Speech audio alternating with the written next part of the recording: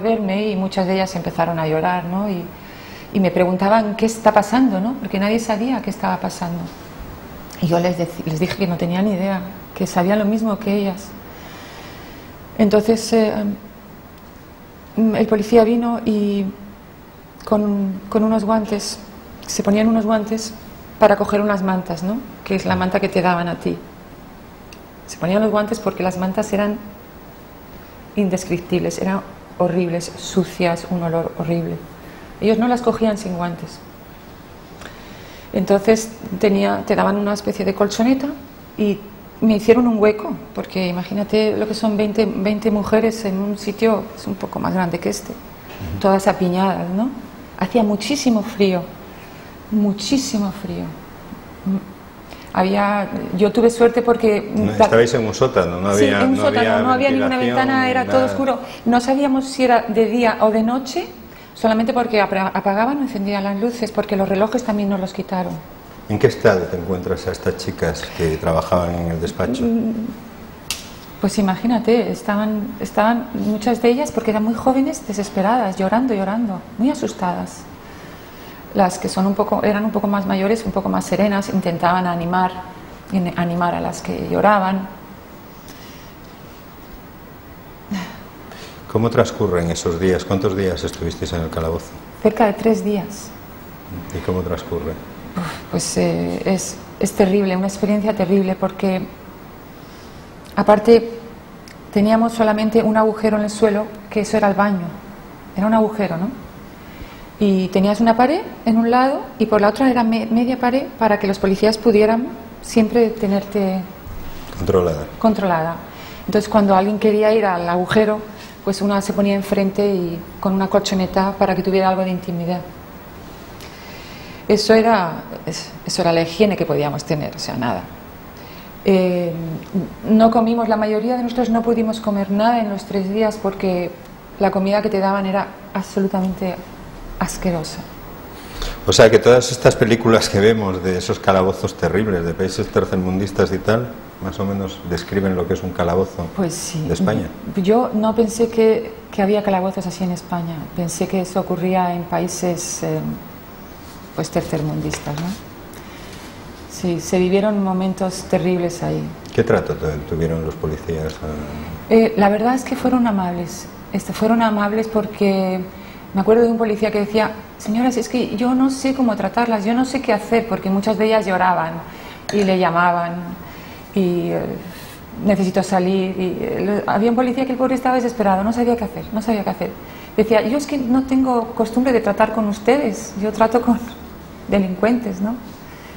Y no hacían más que entrar chicos jóvenes, ¿no? Pues drogadictos y gente muy desesperada, ¿no?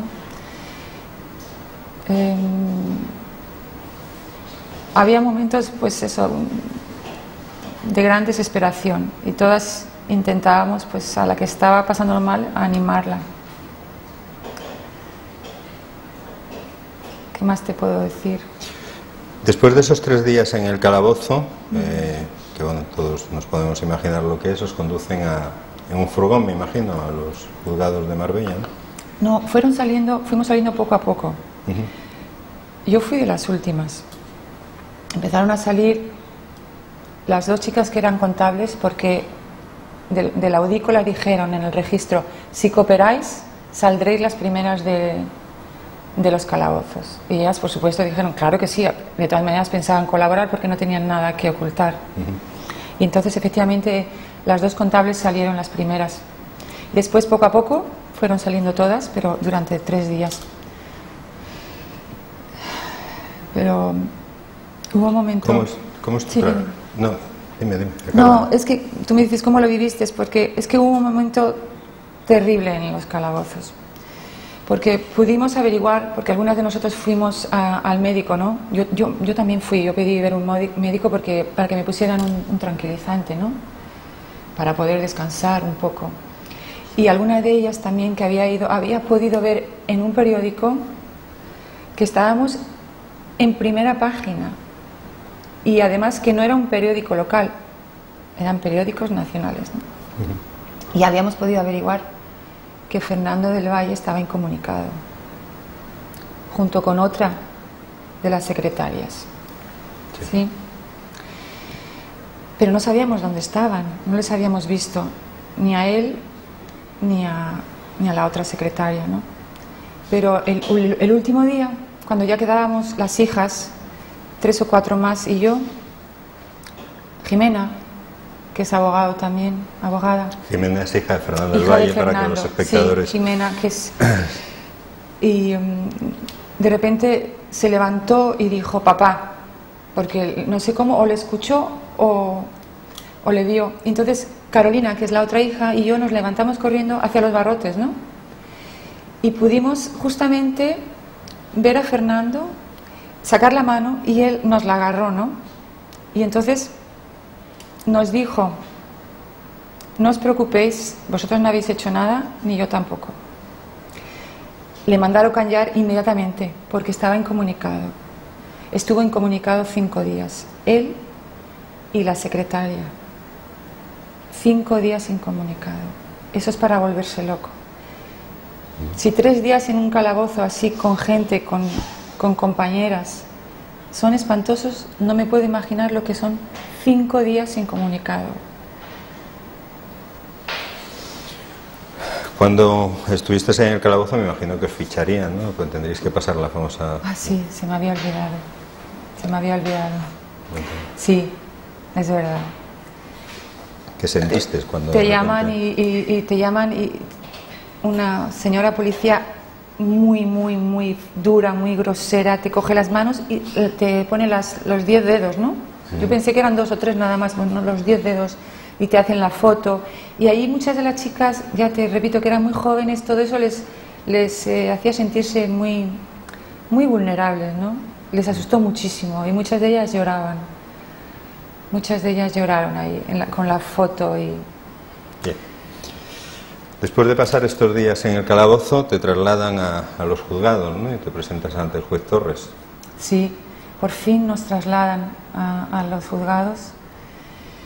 Llegamos allí y había muchos abogados de Marbella que nos abrazaron, ¿no? Y nos dieron ánimos. No sabíamos qué estaba pasando todavía.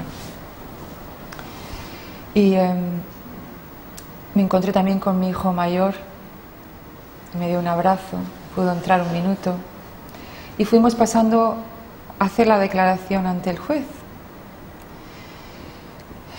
Yo creo que fui la última que declaré. Y después de haber estado 70 horas en los calabozos, detenida, el juez me pregunta que en qué año me casé con Fernando, que si conocía a una de las secretarias, yo le dije que sí, que si creía que tenía una buena relación de confianza con ella, y yo le dije que llevaba muchos años, que por supuesto que sí, que tendrían que tener confianza. Eso fue todo. ¿Y de ahí te fuiste a casa? De ahí me fui a casa, sí. Es increíble, pero cierto.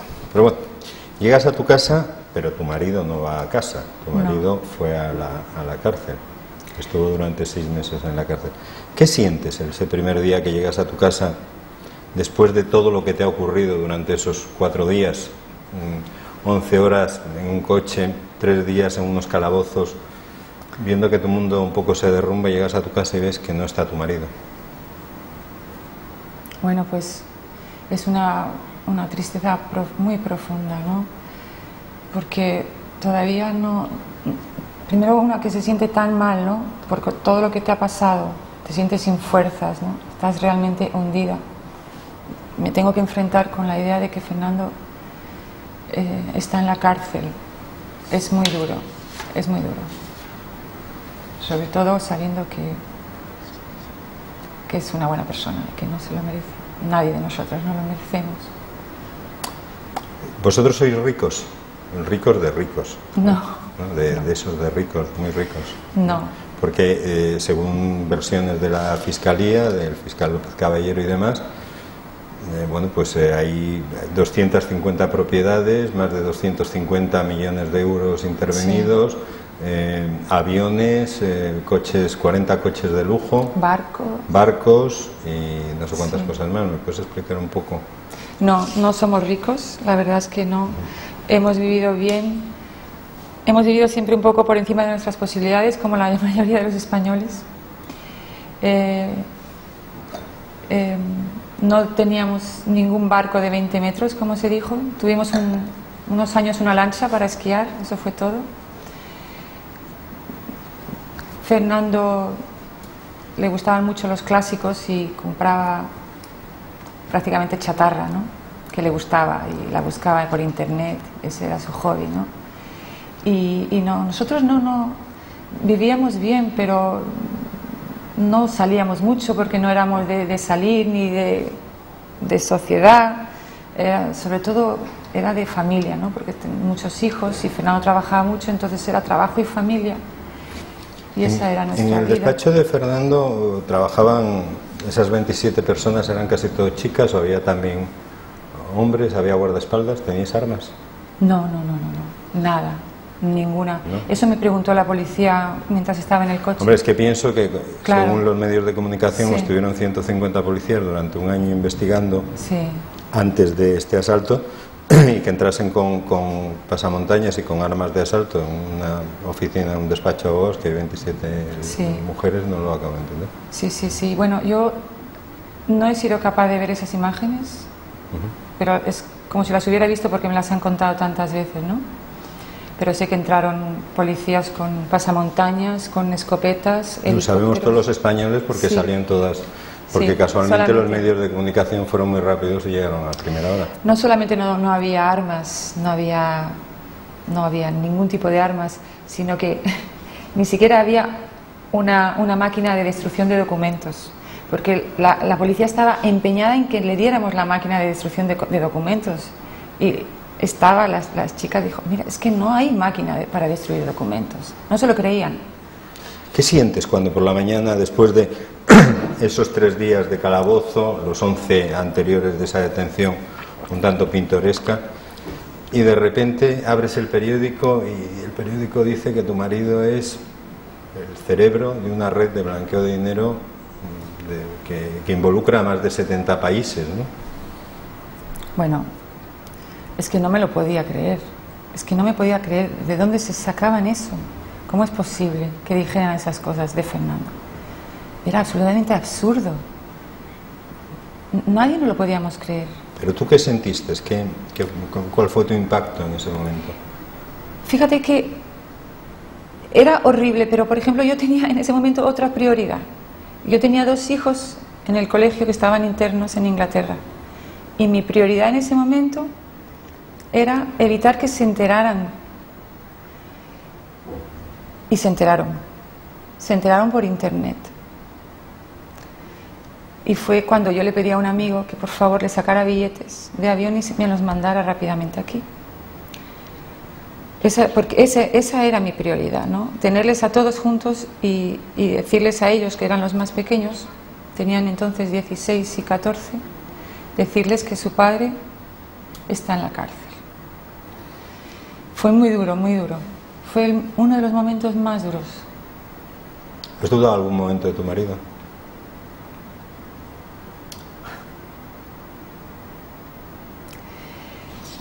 En el momento en que el jefe de la policía de la UDICO me dijo, señora, es que usted no sabe la gravedad de los hechos. Es que ahí dudé. ¿Cómo iba a pensar yo que todo eso que estaban haciendo? Es que no me lo podía creer. Me culpo por ello. ¿Es duro salir el primer día a la calle después de todo lo que te ocurrió a ti? No podía salir a la calle. Primero no tenía coche, pero emocionalmente no podía salir a la calle. No tenía dinero. ¿Cómo que no tenías dinero? No tenía dinero para hacer la compra. ¿Por qué? Porque se habían llevado el dinero que yo tenía en mi casa, que era el dinero del mes. ¿Cuánto? Pues como ya me acababa de cambiar, tenía un poco más de dinero por la mudanza y por las cosas que tenía que pagar. Había 5.000 euros. Eso fue lo que encontraron. No había más 5.000 euros. y no tenía dinero para hacer la compra. Mis cuentas estaban bloqueadas.